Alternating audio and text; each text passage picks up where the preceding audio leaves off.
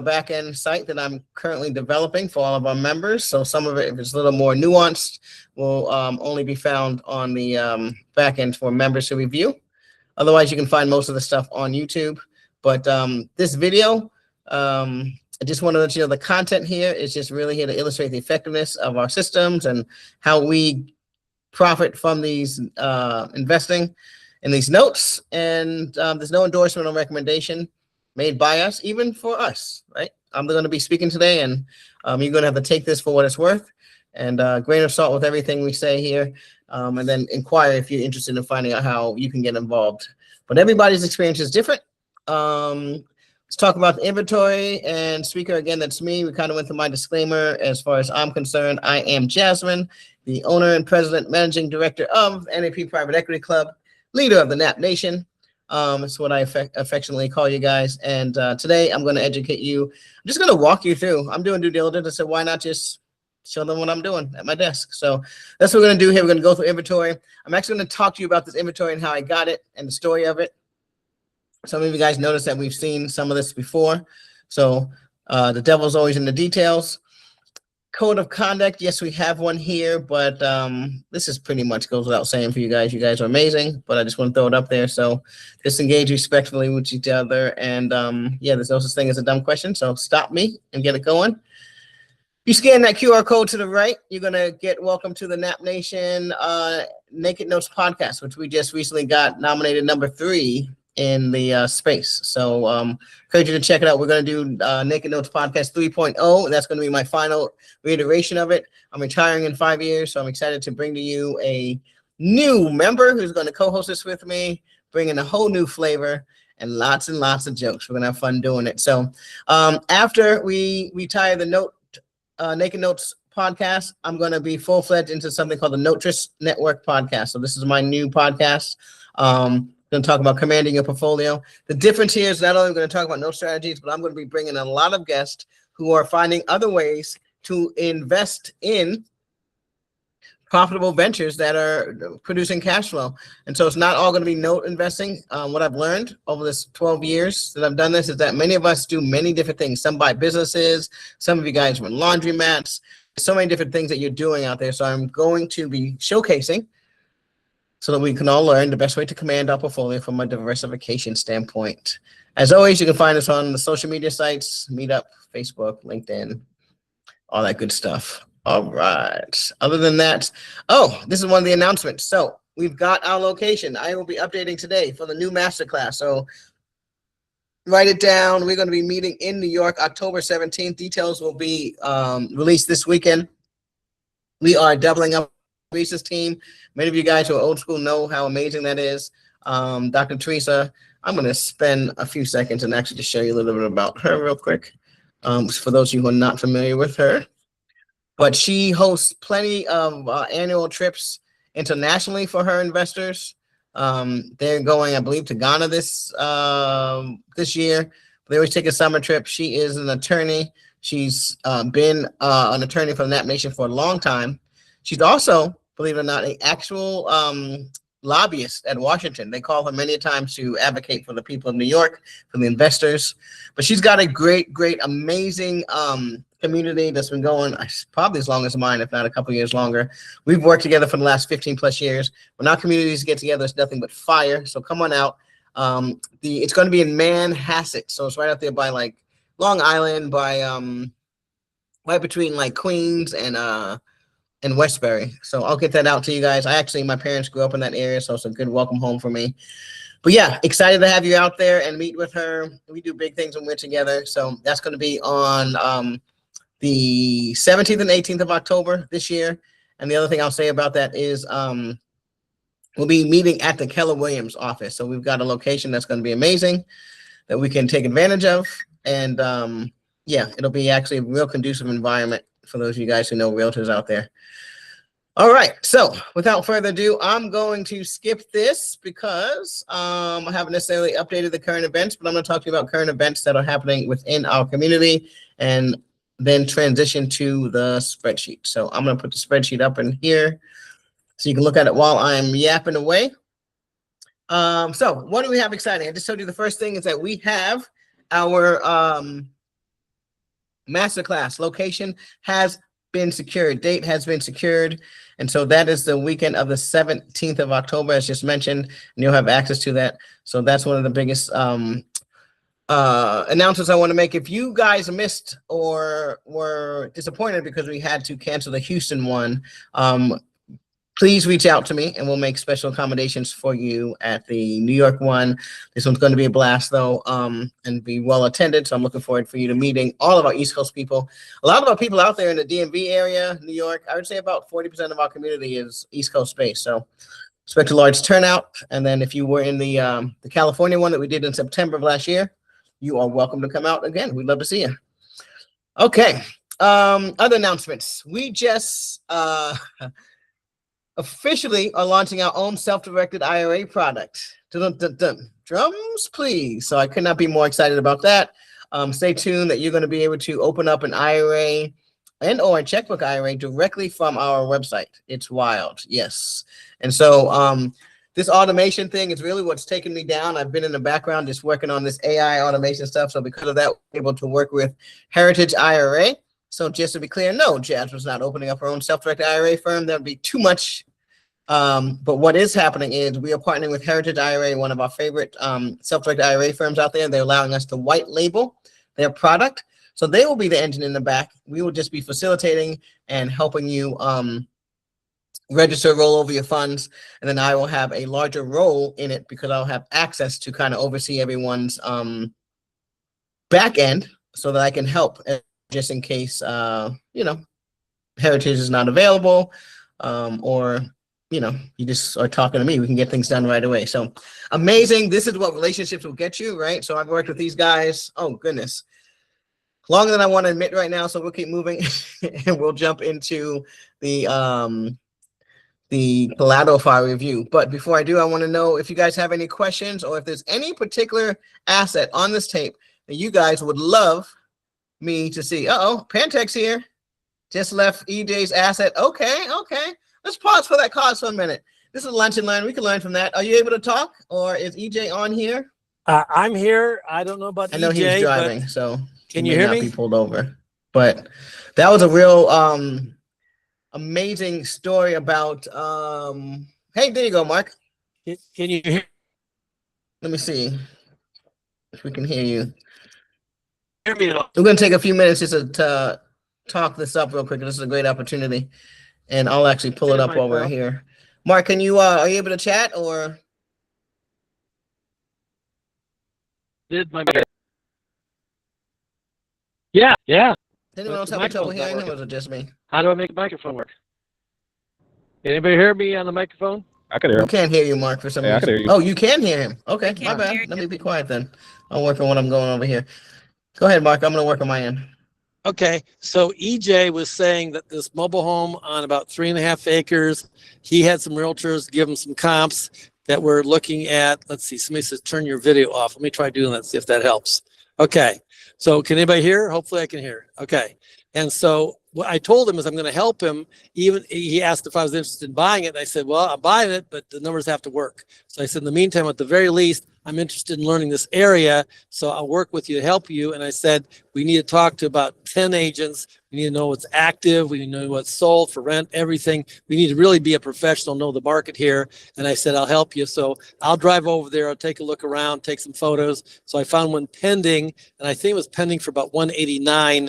I didn't drill down yet, but that's like right next door. He's all in for about 55. Amazing. So it was on my end. Thank you for that and holding it down while I had to get myself together. No, great story. Here's a back end. Here's the address of the property. This guy got this, I want to say September of last year, maybe. Actually, I probably have information here, but less than a year. He took it down, foreclosed on it, working on the eviction process right now. I think Mark covered that. Yeah, he said he'll be evicted about June 15th or 16th. All right, I'm gonna update my file. So this is how quick Atlanta and Georgia, can work. So June 2026, eviction will be complete, right? So eviction is remaining. He's foreclosed. He's got title. Matter of fact, that happened by, I want to say March. So he said he was having a little difficulty finding an attorney. I said, I wish you would have called me. I would have helped, made it happen. But for anybody else in the future, call me. Pantac's crazy. He'll go anywhere, do anything. I was just on the phone with somebody in Bainbridge Island in Washington State. So yeah, I'd love to do something in Washington State too, especially in the summer when the weather's good. I can vouch for the Pantac crazy part. No, I'm just kidding. Yeah. I'm just kidding. No, he's an amazing gentleman, and he's got the lifestyle that we all are looking for, right? I'm about to be an empty nester. There's a few things I'm looking forward more to than that, and that's obviously watching my son graduate and become the gentleman he's going to be. But yeah, he's able to get up and this is what he does for his passion, and he does it well. So real quick about this asset with EJ, he brought this one as a non-performer. Took him about 4 or 5 months. He ended up trying to get his own attorney. As mentioned, he called us, he got an attorney. So as a resource, when you join this community, you do get access to a black book of resources. So that does include Mark Pantek and any of our other members. We have another member flying into Valdosta today, and she's going to go look at the other assets. So you get access to these resources. We do ask you to kind of shoot them a couple of dollars if you can to help with gas when they're running out there, but it's not necessarily asked, but that's something we're going to say for good faith. So let's roll through this real quick. He said he's in at about 55. So look, he paid 44 is what my notes say here, with about a $1,500 trade desk fee. So the difference in that is what he spent. So he spent less than 10 grand after he bought this to take possession of it. And now he's just looking to sell it. I know he's worked with a few of you out there to try to get it sold. And the comps are only getting better and better. When we thought he was selling it, it was about 150. So if he's saying 180, then he's got some decisions, right? He can fix this thing up, put it on the market, make a 6-figure killing, right? Or he can just leave it as is and then discount it heavily, right? And sell that thing for probably what, 80, double his money, 100,000, 110. So especially depending on what type of work is needed. So this is how you change your trajectories. I cannot be more excited for this gentleman getting 5+ 6-figure turnaround in a year. This is what I mean. It's not getting rich overnight. He's not going to get rich overnight. He's not going to change his lifestyle. He doesn't get retired. The young man has a wife and kids. But this particular note he bought for his mom. So if you know him, you know his story. When I tell you the people in this community are amazing. But he quickly, his mom, I guess, got loans out for both him and his sister to go to school. So he's like, I'm going to buy a non-performing note to pay her back and work it out. And so if you can do something like this, okay, as of now, his mom now owns a couple acres in the middle of Georgia, all because he wants to pay her back. And then he's going to take this to liquidation. Man, oh man. This is what life's about. So that's another way that people are using notes and then using the community and the resources around them. If you know me, I say, before you ask for more resources, what? Try to be more resourceful. So crazy thing about this place is that it's only an hour and a half from Jacksonville. And so I believe that he's going to be able to attract the right type of people, because Jacksonville, Florida is going through a lot of madness right now. When I tell you, people are trying to get out of there. But there are a lot of people that live in Jacksonville, save their sales tax, and then drive out to places like this, Valdosta and Hortez, to live. So great opportunity. Mark, are you headed out to the other asset that we're going to be looking at today, or in Georgia? That's the opposite. That's the opposite direction up by. That's why I was trying to get hold of you earlier, because that's up by Chattanooga, about 7 hours the opposite direction. So I'm going to be in a training with a bunch of other people Friday through Monday. So Monday, when it's over, I could potentially head up that way. And I didn't have time to even look, because I had to get back to get this rental car returned in Orlando today by about 6 something. So I'm heading back right now. All right. But I told him, I told EJ, I'm a potential buyer at a wholesale price for this, or we could joint venture. You could learn a lot from me getting it. I do minimal fix and I sell or finance it. And I'm very aggressive in my marketing creative. So. Yeah, no, that's a great point as I transition here till we go through this. Yes, you will learn a lot from Mark as well, especially when it comes to boots on the ground and doing seller financing, right? If you want to expand your business in that level. So it's a great way to piggyback. And it's all because he brought a non-performing note assets. Now he's got all these different resources. So he who controls, right, the note can control everything. All right. So does anyone have a particular asset they want me to look at? Otherwise, I'm going to pull open this West End, North Carolina. North Carolina. All right. Who is that? Teron. All right. Done and done. Yeah. I'm interested in North Carolina too. All right. So let's look at that one. That one is 11 Montgomery. Let me go ahead and share my screen. We're just going to look at the collateral here. I will take a few seconds, I guess, to kind of do bottom up and look at the actual asset. But you guys got that down pat. And so let's just see what we can do with the actual collateral file. But let's look. What are we looking at in North Kakalaki? They are asking, looks like around 21,000 for the note. Pay off about 62,000, so that's pretty decent. And according to HUD, it's worth about 120. I can tell you based on what I've been looking at, and that was only in the state of Georgia, to be honest, but these BPOs, the values are actually coming a little bit higher than what they are saying they are. And so that's classic. So you definitely want to check. I know North Carolina went through a lot of appreciation recently. So don't be surprised and do not be hesitant to get on the ground and find some real values, not online values. Get somebody on the ground to tell you what they're looking at, because that may be the difference. You're not going to tell the seller, hey, you know, I think this is worth more than you do. No. But that'll allow you to feel more comfortable with offering what he's asking. So you make sure you get it, or give you a little bit more leeway to negotiate and feel better about it. So this one, I remember this one. This one's not bad. I think it sat on a decent amount of land. And the reason why I say not bad is that even though the house condition doesn't look too well, but it looks like it's going to be easy, something easy to fix, right? Square footage wise.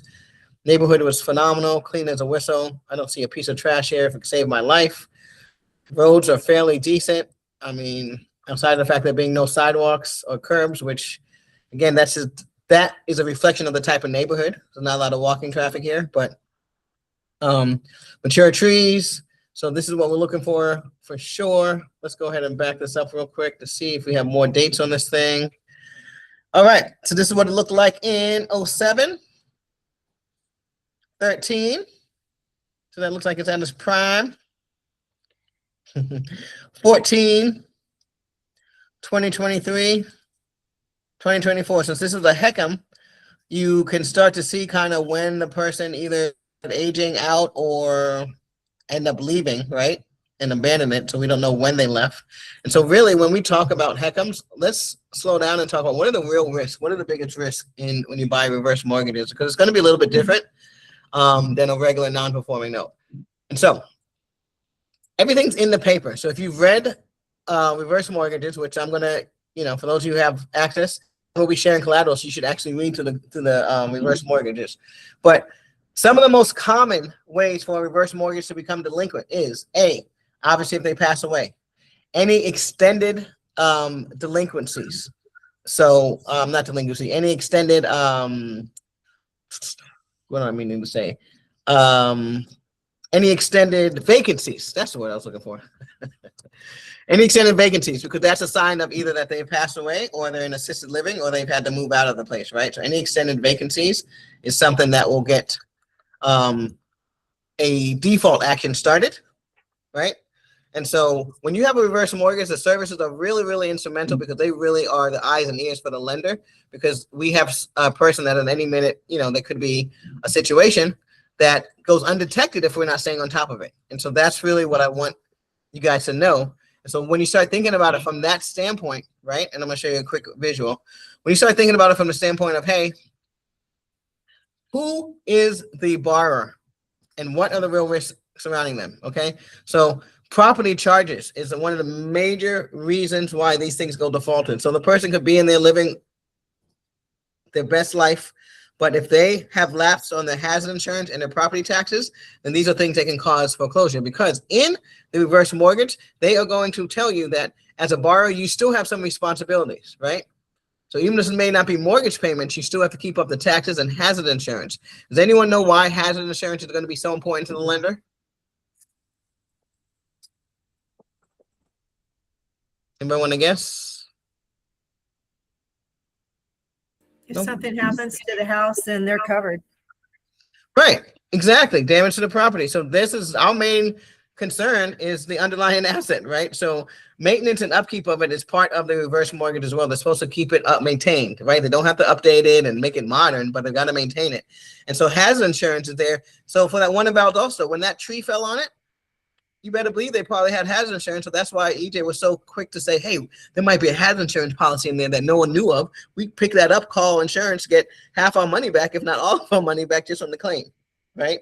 So that's the secret way you can boost your return. So here are some of the reasons, again, that you will find a mortgage, a reverse mortgage found delinquent and being auctioned, even though whether the person has passed away or not. So if they have property charges now, for a certain amount of time, they may piggyback or bankroll, however you want to say, escrow, advance the hazard insurance for the borrower, but that won't go on forever. Okay. And that will, yes, increase the bottom line. But as you know, this is a math game. So there's always going to be a number that's going to trigger them to say, yeah, enough is enough. So part of your responsibility is to maintain the place and keep your property insurance. If those property and taxes and stuff become too large, then they will start a foreclosure action on you. Like I mentioned, vacancy, because that kind of lets them think that you've abandoned it. Maybe you've passed away, or you are, in an assisted living home. So that's something that they will keep checking on. And then utilities. So if you're in Chicago, wherever you are, but the person inside is responsible for utilities as well, right? So a lot of older people stop making payments. Now, I do not believe it's because they are under the impression that they didn't have to pay anything, but that's what happens, right? The older you get, a lot of these things are so like revered that, I can see myself on purpose or on accident being an old lady at like 95 going, oh, I thought I didn't have to pay anything at all, right? And so I just have to bring my humor into it. But the bottom line is that water, electricity, code enforcement, and maintenance are things that they're going to be looking for. And so you guys have been in Chicago, you know that there have been some hefty water bills. So you don't want to be straddled with a $30,000 water bill. That shit can make the investment become less favorable. So from the standpoint of what we're looking for and what are the significant risk in this particular product, just because the mortgage is getting paid, this is what people are looking for. Again, because when we take it, we want to make sure the property is in a fairly decent condition. So hopefully that was helpful. Let's go ahead and look at the collateral file on this bad boy. But otherwise, we got a kind of handle on what we're looking at, right? What are we at? Zillow's got about 133. Maybe you call down and you find out it's really could be sold for about 150, just making up stuff right now. That's why you want to call. It sits on, I believe, what's that? About 0.33 acres. So fairly decent sized lot, enough to start a garden on. So not too bad, not a full acre. And so let's find this collateral. Okay. So that's me looking at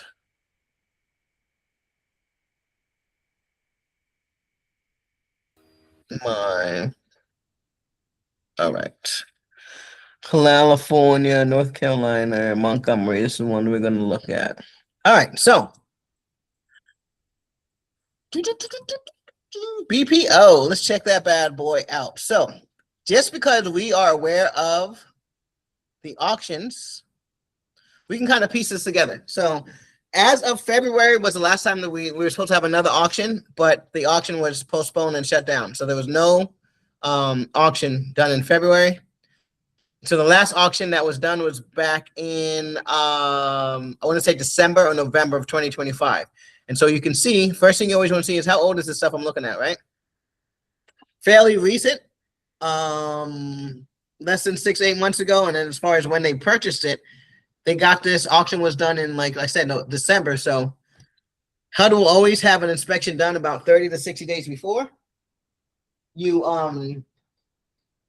buy, so you can look at it. So inspection port's going to be amazing. So it's fairly recent, so you can kind of trust that this is going to be accurate. You're going to verify the address. Done. We've got built in 1961, so to give you an idea that at the very least you're going to have to upgrade the electrical panel, right? All the electronics we have in our houses nowadays. All right, Falcon Capital, that is the HUD contact, customer ID, broker name. So you have everything here in case you actually want to pick up the phone and call Mr. Weaver. Mr. Weaver, what were you thinking about when you said this is going to be? Explain to me why you think I can get 100,000 for this, right? So this is all good information for those of us who can up in on there. So this is going to say 90 days. You can sell this quick for between 5 and 10. 120 days.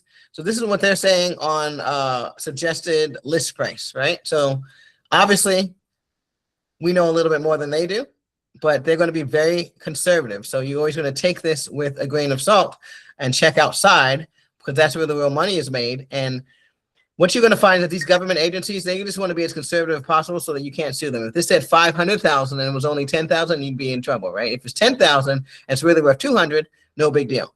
And so if you guys are around during 2008, when we had that crisis, appraisers and everybody took it on the head, right? They were like, oh, you're making it sound so, you know, you're inflating the value of it. And so you're going to find them more on the conservative side, although this is pretty wild. So always investigate and find out where that comes from. That may be because of the current condition of the house, and maybe you're just going to demo it and put something else there. So who knows what your plans are with this one?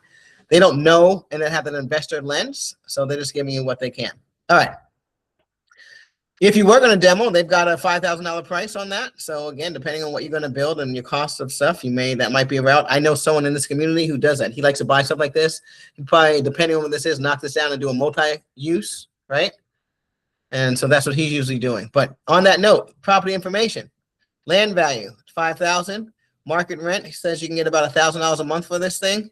Again, you're going to verify with local realtors. There's no HOA, which is chef's kiss. Wonderful. Damn those HOAs. Let me stay off of that rant.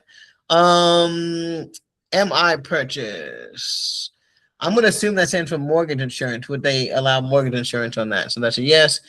Listed in the last 12 months? No. Sold in the last 12 months? They say yes. That's probably going to be the HUD sale that they're calculating there. Final list price. And this is where we're digging in. Okay. So they're saying that this was sold for about $180,000 back when it was. So we can kind of estimate that that's where the real value of this is if we had this fixed up, right? North Carolina has not hit the bricks since, since this note was, it's only gone in the up direction for those of you who know, right? Pre-pandemic, North Carolina, you can get houses for free. After it, you're seeing these prices. So I would keep my eye on that 180 because that's probably what's going to come up and let you know that when you get this thing fixed up, this is probably going to be the value. But the devil's always in the details. Trust but verify and sniff things out. So that's a good indication that we may be able to get and be surprised that when we call a realtor, they may say, oh, no, yeah, no, this house fixed up properly and get you, close to 200,000. So be ready for that. Hopefully you can see. All right, let's see what else we got here. As we know, it's rural, right?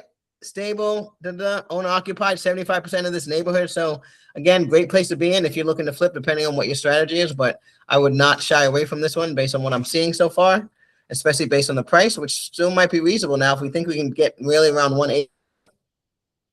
All right, and then here's some of the comps. So I will spare you going through this, but this is what you're going to do is go through these comps and look at it. So something that should concern you, right? You're going to say sales price is this, and then they say they sell this for $3,000, $12,000. So if you know rural areas, you know what this is about, right? And you know how to take advantage of this. But definitely, right?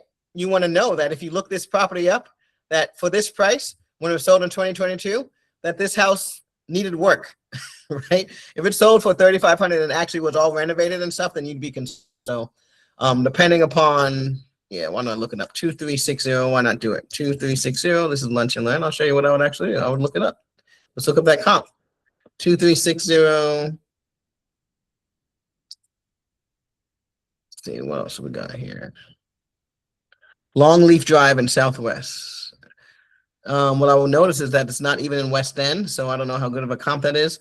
So realistically, again, you guys are going to have to do your own due diligence, even though you got this coming in, because this could be, and again, how far is this Longleaf Drive from where we are, right? Longleaf Drive, and what did I say, West Point or something, Georgia? Pinehurst, excuse me. All right, so let's see what we got just for the heck of it. Pinehurst. And it's North Carolina.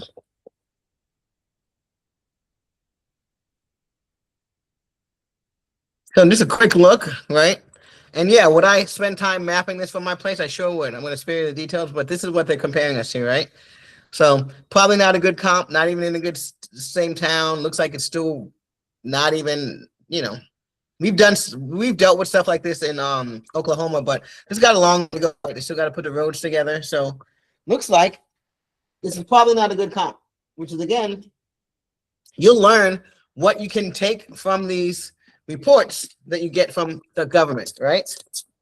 And it's good for some things, but maybe not necessary for that comp. So I'm going to keep moving on that and get back to here. Oops. So you guys know and can assume what we're doing on this and why we're doing it. Give me 1 second. I lost you. Share screen.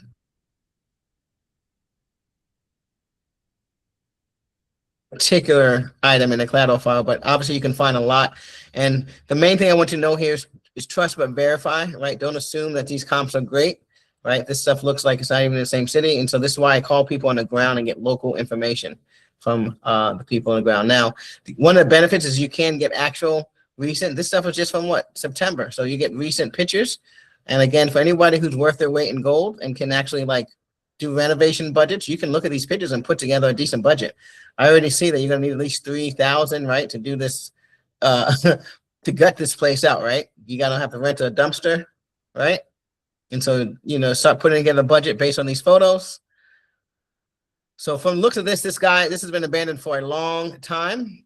So the good news in that is that you don't have to worry about anyone coming back, but it's gonna, now you know what you're dealing with, right? This is not in the best condition. Last thing I want to say about this is that this is an indication of what you're going to find when you're looking at some of these vacant properties. A lot of people are like, oh, it's vacant, I prefer that. Well, vacant properties leave you for more opportunities like that, right? Squatters, vandalism, despite animals living in there, you might deferred maintenance. So we are finding that when you get the the occupied reverse mortgages from HUD, that they're in better condition because the person that's still living there is now just an heir or the caretaker, but they're still keeping up the home, right? So then you just work with them on an exit date, but you're going to have less work to do traditionally. All right, let's go through these really quickly so you can just see what this consists of. And so we've got a recorded February of 2026, and most recently, satisfaction of security instrument. So this is wonderful. Marsha Baldwin, and it was secured by Secretary of Housing and Urban Development. That's HUD right there. So this is what you want to see. It's recorded. That is amazing. These are some of the documents you want to look for. Let's see. This is a second mortgage release for HUD. Let's see. Does that mean they had a second on it? Let's see. Only time will tell. It is recorded, as you can see from the top. So you're going to go through all this stuff and see. So this is adjustable home equity conversion, second deed of trust. So this is a second. How do I know it's a second? Because it will say it in black and white, right? And so a lot of people say, oh, I bought a second on accident. And I'll look at them and say, how did you buy it on accident? Did you read? Because the spreadsheet said that it was a first, but you have to look at everything because maybe it was a mistake, okay? But on the document, if you tell me you bought a first and then you said the second and you didn't know it was a second, and the first thing I do is open up the deed of trust and it says second in big and bold in the header, then we have a problem, Houston. This means that you're not reading stuff and no one's responsible for that. So be very detailed when you're doing your due diligence. But anyway, since this is a reverse mortgage that's delinquent and went through HUD, this is all canceled, but you have copies of it so you can actually read and see how these are put together, right? This is the note for that second. So you can always review that as well. Not going to spend too much time doing this. This is more for the training, but you can actually see, and you have all the details here. So you can look at what happened, how this was put together.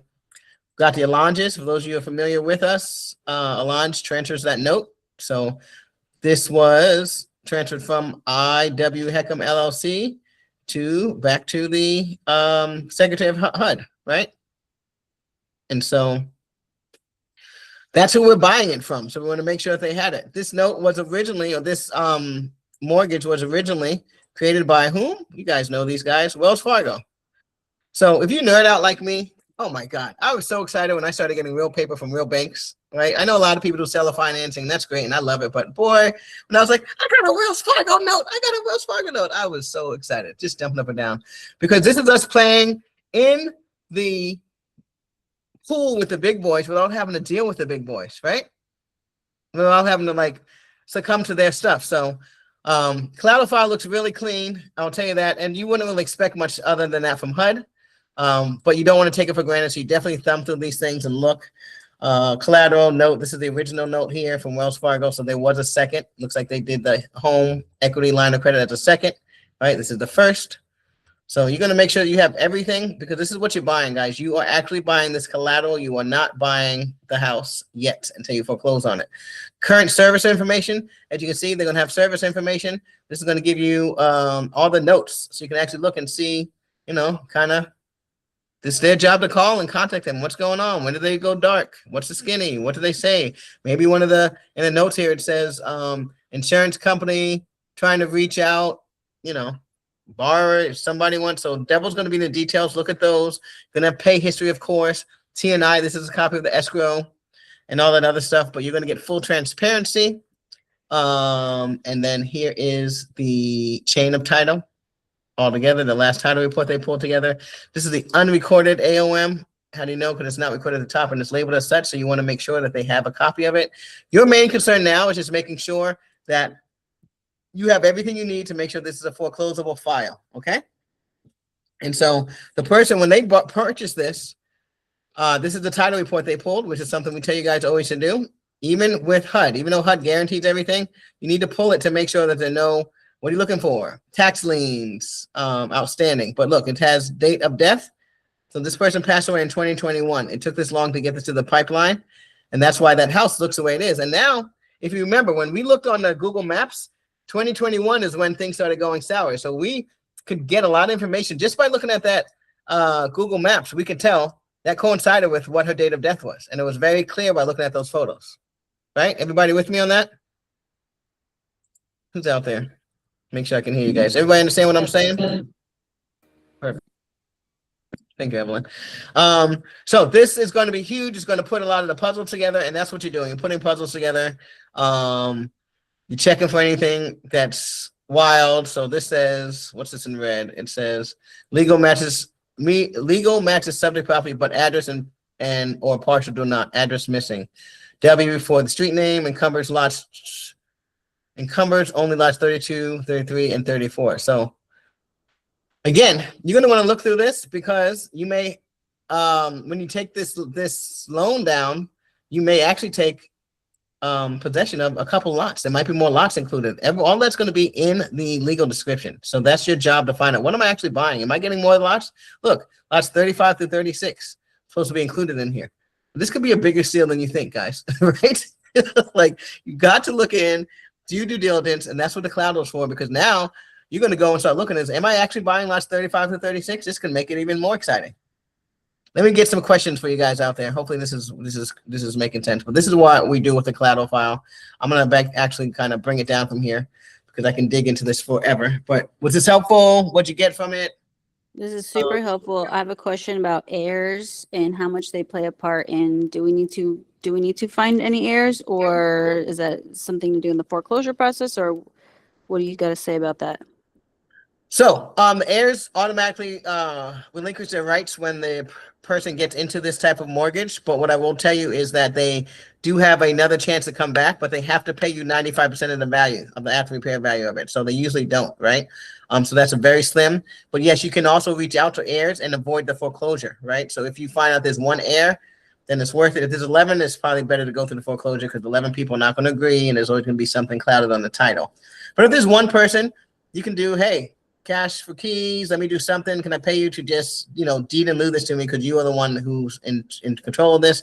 Now you just take possession of the property and there's no attorney, there's no foreclosure process, there's no auction. So you save yourself a lot of time and money. Did that answer your question? Yeah, it does. You were saying that this particular property, you are buying the note, but then you still need to take it to the foreclosure auction, right? Mm-hmm. Because you're buying the note, not the property. Thank you. Okay, perfect. Just know if that made sense. Okay, newbie here. So all foreclosures go to an auction? Yes, every foreclosure ends at an auction, and that's so you get a chance to be made whole as a debtor without taking possession of the property. So some people try to avoid that, obviously, because they don't want to be bought out. They actually want the property, so they try to avoid the auction. Meaning, okay, so I'm sorry. I asked the question, do all foreclosures lead to an auction? You said yes. And what was the part you said before that? You're trying to avoid the foreclosure? Yeah, so somebody, depending on what your strategy is as a lender, if you actually want the house, because if you go to the auction, then people can bid on it and take it from you, right? So if for less, you want is that what you're saying? For less than what I paid for it? No, not for less, but for only. Once they pay you what you owe, then you can't get anything else. You have nothing else to say. So say you owed 80,000 and somebody bids 80,000 or 81,000, you have to take your 80 and walk away. It's what you owed. Okay. So they can basically pay whatever the note was. Exactly. because that's what you owed. You're the lender, you owed whatever the note says. And so if someone at the auction wants to pay you that, then that's all you're obligated to take. No so wonder anything banks don't foreclose. Exactly. So sometimes, They want to make Um, money. They don't want to just get, because they already spent a lot of money to try to, obviously get you out of the property if you're alive, not a dead person, but if you're alive and you're not making payments, it costs them a lot. Yeah, they what I will tell you is that the bank that originated the loan is rarely the one that takes it to foreclosure. They're not going to stick in it that long. So they're going to sell it to us, get their money, and move on with their lives. And we're the ones doing the cleanup, right? And so that's why we get it at a discount. So if they owe us 100,000, we're going to buy it for 60. So if we show up to the auction and they pay us 100, we're still happy, right? And Got but the moral of the story is this: if you actually want the house, some people I just want the house. I do not want any money, right? Or what have you. And so what you can do is, if they are going to bid and actually pay you what you're owed, you can try to find an heir, offer them cash for keys, and get a deed in lieu of foreclosure. You give me the deed in lieu of me going to foreclosure. It won't show up on your credit, and I don't have to go to the auction. And so if you can work that out with the current beneficiary and or borrower, then you can avoid it and just take possession of a home. And that's what a lot of people like to do here, depending on their strategy. Although I encourage people to get the strategy at the auction, because you just get the money, you don't have a house to take care of. But people like Mark and yeah, go ahead. Go ahead, Mark. Yeah, I was going to say real quickly, Jasmine's absolutely right about if there's like 11 heirs and it's a mess. But even then, what I typically focus on is see if I can find who the executor is. And sometimes there's one family member, and that one family member, if they have influence and clout, they say, do you want to get the foreclosure, or you might get a little bit of money from me? And so sometimes if I can get one, I give it a shot. I don't waste a lot of time, get tied up for weeks and months, but I say, you got by Friday at 5 o'clock. I'll have my attorney send you a letter.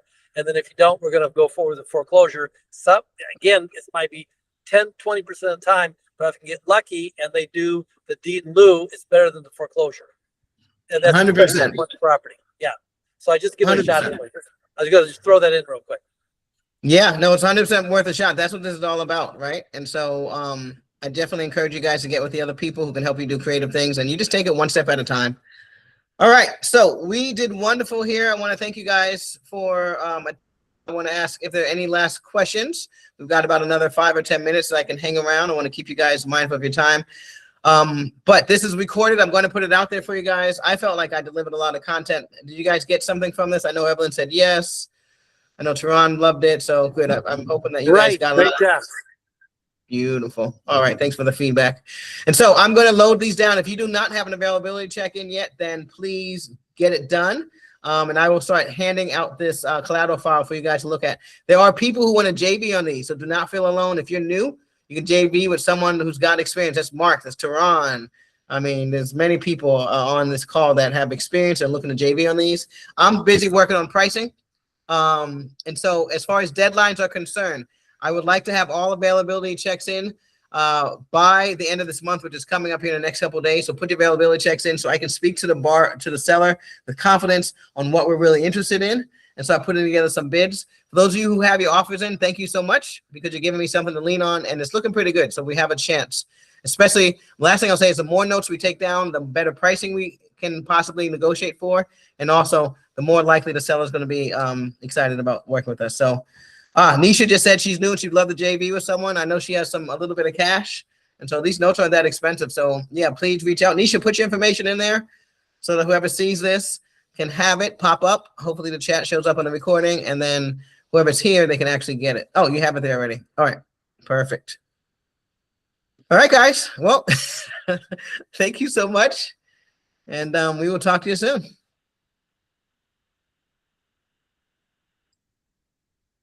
Thank you, Jasmine.